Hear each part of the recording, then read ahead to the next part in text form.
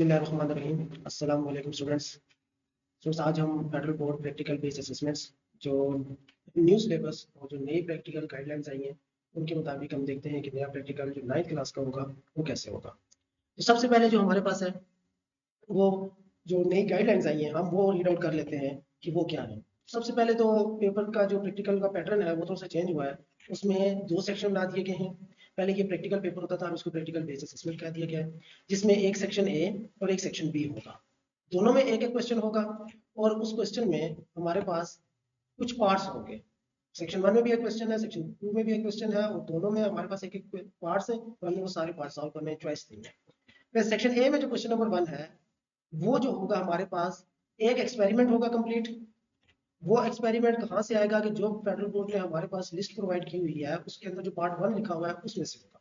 फिर section B में जो हमारे पास क्वेश्चन होगा एक क्वेश्चन नंबर 2 वो हमारे पास उसी लिस्ट में जो पार्ट 2 लिखा हुआ है लिस्ट ऑफ प्रैक्टिकल जो भी हमने आपके साथ शेयर भी करूंगा वो उससे होगा। Next ratio of practical. Ratio number की रेशो उन्होंने इस तरह से डिवाइड किया है कि जो पार्ट 1 में जो प्रैक्टिकल्स दिए हुए हैं उनमें 60% आएगा और पार्ट 2 में जो दिए हैं प्रैक्टिकल उनमें हमारे पास 40%। फॉर एग्जांपल अगर 10 नंबर का पेपर आता है तो 6 नंबर का पार्ट 1 से आएगा और 4 नंबर का आपके पास पार्ट नंबर 2 जो होगा लिस्ट वो जो मैं शेयर करूंगा उसके साथ होगा उसमें से आएगा। नंबर 5 आपने डायग्राम ड्रा करनी है। अगर आपसे कहा जाए जैसे वुमन डायग्राम ड्रा हुई होगी आपने उसी को एक्सेस करके देखना है कि सवाल कौन कौन से कैसे सॉल्व करने हैं। अब देखते हैं हमारे पास जो क्वेश्चन के अंदर आएगा क्वेश्चन उसका पैटर्न क्या होगा। कहता है कि जो न्यू पैटर्न आया है प्रैक्टिकल्स का उसमें हमारे पास प्रैक्टिकल बेस्ड असेसमेंट में जो मेन चीज है कि प्रैक्टिकल नोटबुक नहीं है। 9 मार्क्स अब पहले 2 नंबर प्रैक्टिकल की नोटबुक के होते थे अब वो नहीं है और 3-4 नंबर वाइवा के होते थे वो भी नहीं है। तो क्या होगा करना क्या होगा स्टूडेंट ने ये जो प्रैक्टिकल एक्सपेरिमेंट जो अपने स्कूल्स और कॉलेजेस में जो लेबोरेटरीज में करते हैं लैब्स में तो वो किसी रफ पेज के ऊपर वो कहते हैं कि आप सारी रीडिंग नोट कर लें। सारी रीडिंग अपने पास रफ पे नोट करें और वहीं पर उनको आप प्लान करें सारा कुछ अपनी प्रैक्टिस वहीं पे करें। आपको पेपर वाले दिन प्रैक्टिकल नोटबुक्स लाने की जरूरत नहीं है। लास्ट में हमारे स्कूल और टीचर्स के लिए ये एक इंपॉर्टेंट है और स्पेशली स्टूडेंट्स के लिए भी है कि ये मैंडेटरी करार दिया गया है कि तमाम बच्चों ने प्रैक्टिकल परफॉर्म किए हों। अगर वहां पर कोई बच्चा ये कहता है कि हमें प्रैक्टिकल परफॉर्म नहीं कराएगा तो उसको अलाउ नहीं किया जाएगा कि वो बैठ के पेपर दे। तो ये 6-7 रूल थे जो अभी नए हमारे पास आए। इसमें आपसे रिलेटेड जो है कि 2 सेक्शन होंगे और सेक्शन में फर्स्ट क्वेश्चन जो है वो पार्ट 1 से पार्ट 2। अब देखते हैं हम पार्ट 1 और पार्ट 2 में हमारे पास प्रैक्टिकल लिस्ट क्या है। प्रैक्टिकल जिसमें 60% हमारे पास आएगा जिसमें से 6 मार्क्स आएंगे आपके। उसमें हमारे पास 5 प्रैक्टिकल गिवन है। नंबर 1 वर्नियर कैलिपर से वॉल्यूम या एरिया मेजर करना होगा। नंबर 2 आपको स्क्रू गेज से जो है किसी भी मेटल स्ट्रिप की थिकनेस मेजर करने का वो कह सकता है। नंबर 3 हमारे पास एक्सेलरेशन फाइंड करना है। Find out the acceleration of a ball rolling down. ये तमाम प्रैक्टिकल आपने लैब में किए होंगे। फिर वैल्यू ऑफ जी कैलकुलेट करनी है। नेक्स्ट हमारे पास लास्ट में आ जाता है कि relationship between force and limiting friction या कोफिशिएंट ऑफ फ्रिक्शन जो फाइंड करते हैं स्लाइडिंग फ्रिक्शन में वो आपने करना होगा। ये पार्ट 1 के 5 एक्सपेरिमेंट इनमें से 6 नंबर का आपका क्वेश्चन आएगा और मोस्ट प्रोबेबली ये फर्स्ट 2 में से ही आएगा। पार्ट 2 में जिसमें से 40% आपका यानी कि 4 नंबर का आएगा उसमें हमारे पास जो क्वेश्चन प्रैक्टिकल है उनमें सबसे पहले है कि आपको प्रिंसिपल ऑफ मूवमेंट टॉर्क का जो प्रिंसिपल है वो आ सकता है। फिर weight of unknown object vector addition से कैसे फाइंड करते हैं ये है प्रैक्टिकल।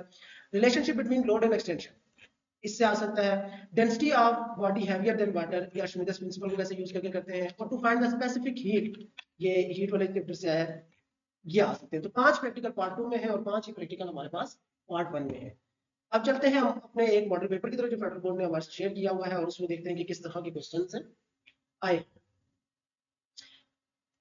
तो मॉडल पेपर हमारे पास आ गया। सबसे पहले तो आपको पता है कि मार्कशीट जो आती है आपके पास आंसर शीट उसमें आपको रोल नंबर लिखना होता है अपना नाम एग्जामिनेशन कोड वगैरह कुछ ये रूल्स गिवन है कि आपने किस इंक से लिखना है कैसे लिखना है कहाँ पे लिखना है।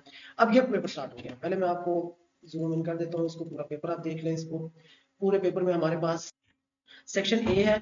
सेक्शन ए में हाईलाइट करता हूँ ये देखिए ये हमारे पास सेक्शन ए है। ये येलो को मैंने हाईलाइट कर दिया तो मैं जूम भी करूंगा अभी। फिर हमारे पास ये आ गया सेक्शन बी।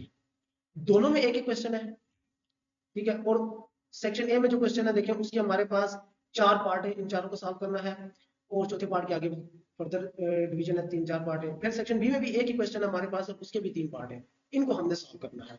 सॉल्यूशन के लिए उन्होंने रबर के लिए आपको लास्ट में एक एम्प्टी पेज भी दिया हुआ है। इस पे आप कैलकुलेशन वगैरह अपना रबर करेंगे और यहाँ पर उनके सिर्फ आंसर्स लिखने हैं। अब देखते हैं कि हमारे पास फर्स्ट क्वेश्चन कैसा है। देखिए फर्स्ट क्वेश्चन में हमारे पास एक वर्नियर कैलिपर बना हुआ है। Look at this vernier caliper and answer the question given below. इस वर्नियर कैलिपर को देख के आप बताएंगे नीचे आंसर्स जो देने हैं। Which part of vernier caliper is used to measure internal diameter. Internal diameter किसी सिलेंडर का फाइंड करना हो जो हॉलो सिलेंडर हो तो उसको कैसे फाइंड किया जाएगा। तो इंटरनल डायमीटर के लिए जो अपर जाज होते हैं उनको यूज किया जाता है। अब अपर जाज हमारे पास ये ऊपर जो गिवन होते हैं दो, ये सी और डी, ये दो जाज हमारे पास गिवन है, इनको यूज किया जाता है। तो आपने यहाँ पर इसका आंसर लिखना है अपर जाज, UPPER अपर। मैं इसको थोड़ा सा बोल्ड करके लिख देता हूँ, अपर जाज। आप यहाँ पर जो है सी डी भी लिख सकते हैं क्योंकि फिगर में सी और डी से उनको रिप्रेजेंट किया हुआ है, तो सी डी भी। नेक्स्ट हमारे पास आ जाता है दूसरा question, write down the formula to find the vernier constant. ये तो आपकी बुक में भी है कि वर्नियर कांस्टेंट कैसे फाइंड किया जाता है। तो वर्नियर कांस्टेंट फाइंड करने के लिए आपके पास जो फार्मूला है वो होता है vernier constant is equal to, साथ साथ इसका हम सॉल्यूशन करते जाते हैं ताकि आपको आइडिया हो जाए कि पेपर में इसको सॉल्व कैसे करना है। वर्नियर कांस्टेंट क्या होता है कि number smallest division on main scale, smallest division on main scale divide by number of division on vernier scale, total number of division जो है, total number of division on vernier scale। तो ये हमारे पास formula है, इसको मैं adjust कर देता हूँ। नेक्स्ट हमारे पास क्या है कि calculate the vernier constant part of the vernier caliper. जो हमारे पास गिवन ये ऊपर फिगर है इसका आपने वर्नियर कांस्टेंट फाइंड करना है। तो देखिए मेन स्केल के ऊपर जो स्मॉलेस्ट डिवीजन है वो 0.1 सेंटीमीटर है और टोटल नंबर ऑफ डिवीजन जो वर्नियर स्केल के ऊपर है, स्मॉल स्केल के ऊपर, वो 10 है। तो 0.1 डिवाइड बाय 10 हम यहाँ पर लिखते हैं 0.1 divide by 10। Vernier constant is equal to 0.1 divide by 10 which is equal to 0.01 centimetre. ये सेंटीमीटर में कैलकुलेट किया है, आप इसको मिलीमीटर में भी कैलकुलेट कर सकते हैं। 0.01 सेंटीमीटर ये हमारे पास हो गया। तो ये हमारे पास जो फिगर 1 थी उसके जो 3 आंसर्स थे वो तीनों सॉल्व हो गए हैं। अब इसका पार्ट 4 है कि हमारे पास एक और वर्नियर स्केल दिया हुआ है और उसमें कोई मेजरमेंट हुई है और हमने उसकी कैलकुलेशन करनी है। कहता है look at the vernier caliper shown in figure 2 and answer the following question. Figure 2 में हमारे पास अच्छा what is the main scale reading. तो मैं इसको जूम करता हूं तो इसमें क्लियरली नजर आ रहा है कि मेन स्केल रीडिंग हम देखते हैं कि जो वर्नियर स्केल है उसका जीरो कहां पर लाई कर रहा है। तो 2 के बाद 4 लाइंस है, तो 5 से पहले पहले है, तो ये 2.4 रीडिंग होगी। तो इसको 2.4 सेंटीमीटर आ जाएगी रीडिंग।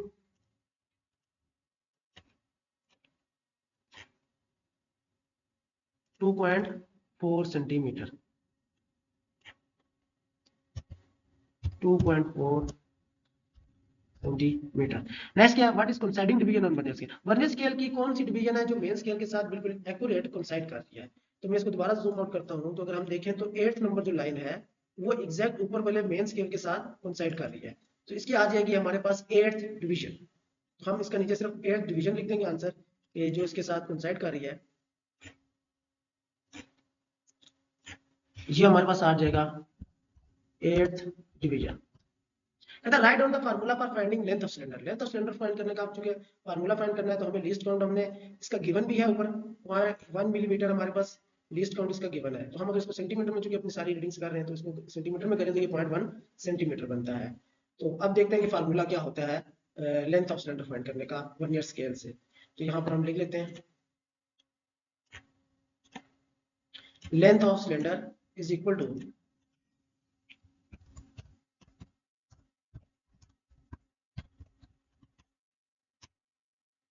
लेंथ ऑफ सिलेंडर हमारे पास आ जाएगा main scale reading,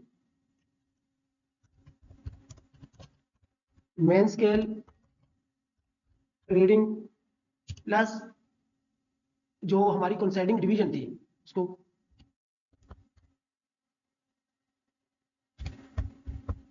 coinciding division multiply by least count. ये हमारे पास फार्मूला है कि मेन स्केल की रीडिंग हमारी 2.4 आई है, कोइंसाइडिंग डिवीजन हमारे पास 8 आई है और लीस्ट काउंट हमारे पास 0.1 सेंटीमीटर है। तो हम अब इसकी कैलकुलेट करते हैं लेंथ। नेक्स्ट क्वेश्चन में उसने क्या calculate the length of the given cylinder, तो हम यहाँ पे कैलकुलेट कर लेते हैं। तो अब ये लेंथ इज इक्वल टू, ये हमारे पास आ जाएगी 2.3 सेंटीमीटर प्लस 8 डिवीजन कौन साइड कर रही थी, मल्टीप्लाई बाय लीस्ट काउंट हमारे पास है 0.1 सेंटीमीटर, 0.01 सेंटीमीटर, सॉरी ये 2.4 है कोइंसाइडिंग। अब इसको जब हम इक्वल करेंगे ये सेंटीमीटर में हमारे पास, तो ये हमारे पास आंसर आ जाएगा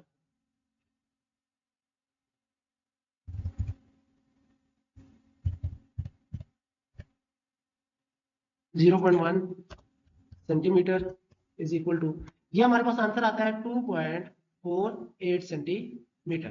तो 2.48 इसका आंसर आ जाएगा हमारे पास 48 सेंटीमीटर। तो ये हमारे पास क्वेश्चन नंबर 1 सॉल्व हो गया। उसके सारे पार्ट्स हमने सॉल्व किए आपके सामने। आपने भी इसी तरह वहां पर तमाम कैलकुलेशन, ये कैलकुलेशन क्योंकि मैंने पहले से करके रखी है, सिर्फ आपके सामने लिख रहा हूँ, तो आपको नीचे रफ पेज गिवन है, आपने यहाँ पर सारी चीजें पहले कैलकुलेट करनी है और फिर लिखना है। चलते हैं हम नेक्स्ट सेक्शन में, सेक्शन बी। सेक्शन बी में हमारे पास एक क्वेश्चन गिवन है, कहता है mother and child are opposite ends of the playground seesaw. The mother weighs 690 Newton and the child weighs 140 Newton. The mother sits 0.3 meter from the pivot. ये हमारे पास एक सिचुएशन गिवन है और साथ उसकी फिगर भी गिवन है। फिगर में देखें चाइल्ड भी 140 न्यूटन और हमारे पास मदर का 690 न्यूटन वेट डाउनवर्ड एक्ट कर रहा है और 0.3 जो है पिवट से हमारे पास मदर का डिस्टेंस है। देखते हैं कि हमारे पास ये क्या पूछ रहा है। कहता है क्लॉकवाइज फोर्स जो चाइल्ड पे लग रही है वो 140 न्यूटन है, यहाँ पर हम 140 लिख लेंगे। हमारे पास 140 जो है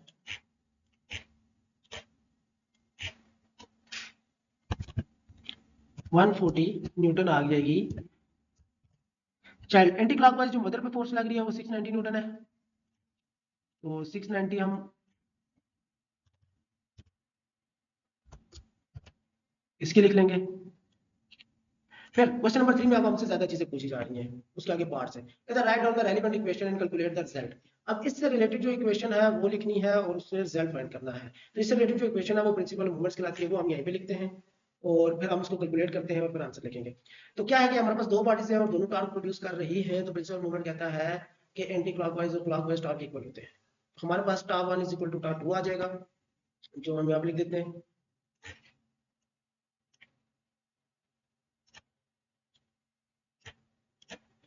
टार 1 इज इक्वल टू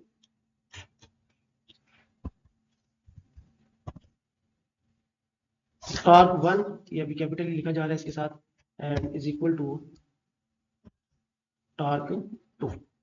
2 आपने सब्सक्रिप्ट में लिखना है। अब टार्क का फार्मूला क्या होता है, टार्क का फार्मूला होता है F cross R, F multiply by R, तो वो भी लिख देते हैं। अब चूंकि हमारे पास हम मदर को टार्क 1 पे ले लेते हैं और चाइल्ड को टार्क 2 पे, तो मदर की फोर्स हो जाएगी F1 R1 और चाइल्ड की हो जाएगी F2 R2। आपने ये जो 1 2 है ये सब्सक्रिप्ट में लिखना है। यहाँ पर हमारे पास आ जाएगा F1 multiply by R1 is equal to F2 multiply by R2। ये हमारे पास इसका मेन फार्मूला होगा जिसको हम यूज करके वैल्यू फाइंड करेंगे। कहता है calculate the clockwise movement due to the child और calculate the anticlockwise movement due to the mother. तो अब हम नीचे इनको कैलकुलेट कर लेते हैं हमारे पास।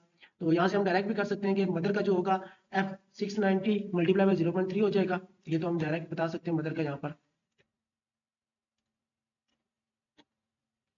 690 मल्टीप्लाई बाय 0.3, ये हमारे पास आंसर आ जाता है 690 को जब 0.3 से मल्टीप्लाई करते हैं तो 207, तो ये 207 हमारे पास आ गया मदर का। तो चूंकि दोनों टार्क इक्वल है तो हम दोनों टार्क को इक्वल रख के 207 ही होगा चाइल्ड का भी, क्योंकि टार्क दोनों इक्वल है हमारे पास। तो यही हम ऊपर भी लिख देंगे। देखिए ये कंसेप्चुअल क्वेश्चन है कि आप कह सकते हैं कि चाइल्ड की तो हमें लेंथ पता ही नहीं है कि पिवट से उसकी लेंथ क्या है ताकि हम फाइंड कर सकें। तो चूंकि प्रिंसिपल मूवमेंट कहता है कि दोनों टार्क इक्वल होते हैं, तो हमारे पास वही टार्क होगा जो मदर के साइड पे टार्क प्रोड्यूस हो रहा है। तो ये भी 207 न्यूटन होगा। 207 आपने इनके साथ यूनिट्स लिखनी है, न्यूटन मीटर। तो ये हमारे पास क्वेश्चन था कि जिसमें हमारे पास प्रिंसिपल मूवमेंट से रिलेटेड था कि हमने दोनों के टार्क फाइंड करने थे और हो सकता है कि पेपर में ये क्वेश्चन ये भी आ जाए कि आप बताएं कि ये चाइल्ड कितने डिस्टेंस पर है, तो वो आपने दोनों टाल का फार्मूला इक्वल रख के, ये फार्मूला जो है हमारे पास, इस फार्मूले में आपने ये इस वाले फार्मूले में आपने जो है वैल्यूज पुट करनी है F1 R1 और F2 की, और यहाँ से R2, यानी कि R2 डिस्टेंस हमने रखा है चाइल्ड का पिवट से, तो यह आपने फाइंड कर लेना है। तो ये थी हमारे पास प्रैक्टिकल बेस असेसमेंट जो फेडरल बोर्ड ने हमें दी है, और होपफुली कि यही क्वेश्चन आएगा। आप इसको एक बार खुद भी जो है प्रैक्टिस करें, और इंशाल्लाह आपका जो है पेपर बहुत अच्छा होगा। अच्छी सी तैयारी करें, अच्छा सा पेपर दें, और हमें भी दुआ में याद रखें। इस वीडियो को लाइक जरूर करें, चैनल को सब्सक्राइब कर दें ताकि आपको नेक्स्ट वीडियोस भी मिल जाएं, और ये वीडियो अपने दोस्तों के साथ लाजमी शेयर करें।